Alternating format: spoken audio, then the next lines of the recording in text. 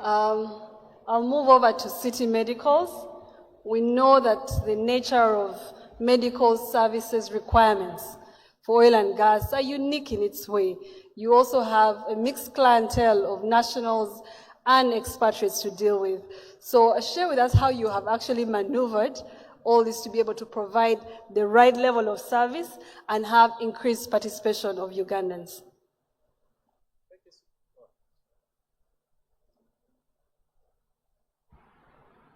Thank you so much, Juliet, for this. It's quite interesting when you talk about the oil and gas, more so in the space of the medical field. You can't leave out city medicals and city ambulance. But because today's theme is focused on sharing the success stories, allow me just share one or two particular stories. Early in 2008, within the outskirts of Kampala, a very small clinic was set up with a fundamental drive to really make a difference in our communities by treating various people through tropical diseases or any tropical diseases that they have. 17 years or 18 years down the road, that small clinic has evolved from being a small clinic to a national brand that has expanded to 4 different regions in the heart of oil and gas. That's in Masaka, Bulisa, and Hoima. Just to add more spice to it, city medicals over time, in the last 18 years, has become one of the very few companies in Africa at large that has managed to have not 1, not 2, but 4 ISO certifications.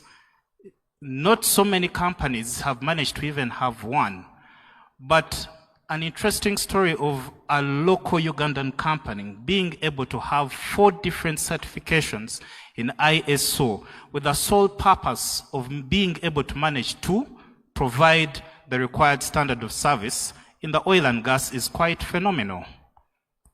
The second story of success is in regards to city ambulance. In 2012, we started with a very small fleet of ambulances, basically with the sole aim of saving lives to reduce the high number of pre-hospital deaths that we have in the country. More than a decade later, fast forward 2024, city ambulance has evolved from not only being a national success story of having the largest fleet, second to just the government of Uganda, but we have also expanded to 4 unique locations that are dispatch stations designated solely to serve the oil and gas sector.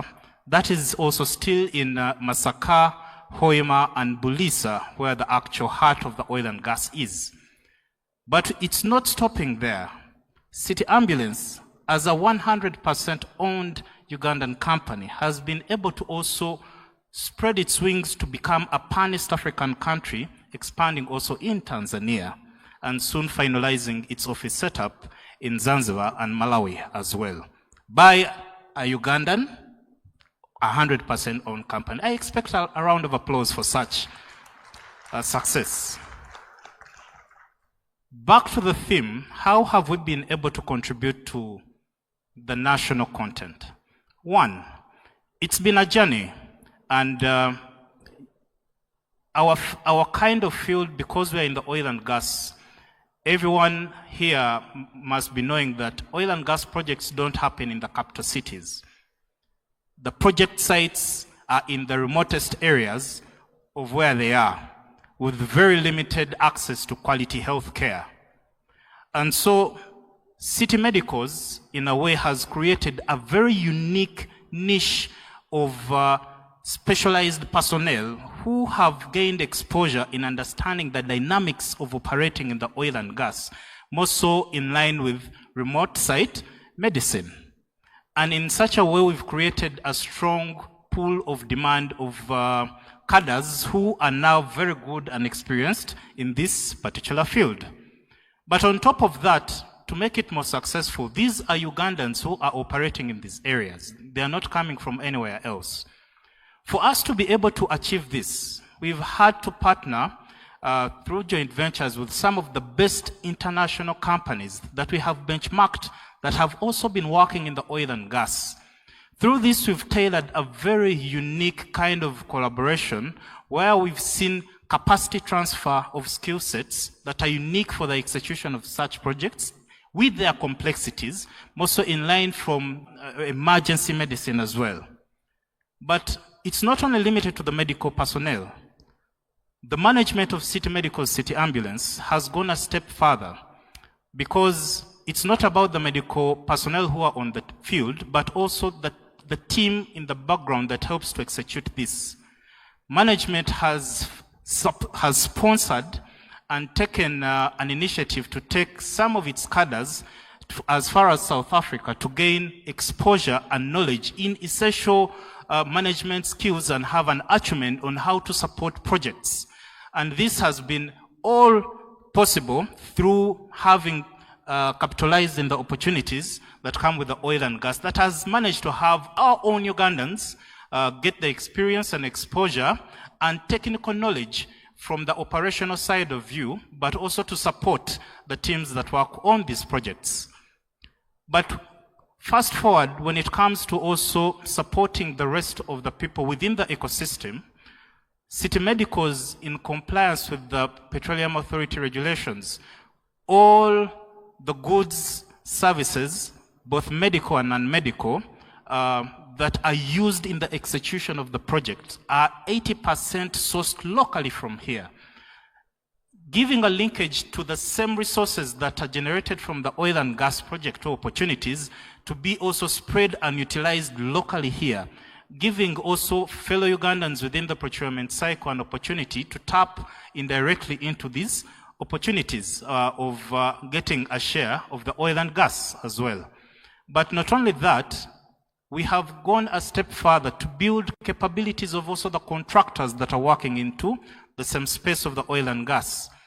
We've done a number of first aid trainings, also building capacity in firefighting as well with the contractors. And these are the same people who are going to manage in case of an event of mass casualty outbreak that gives the contractors capability to be able to handle such cases that arise.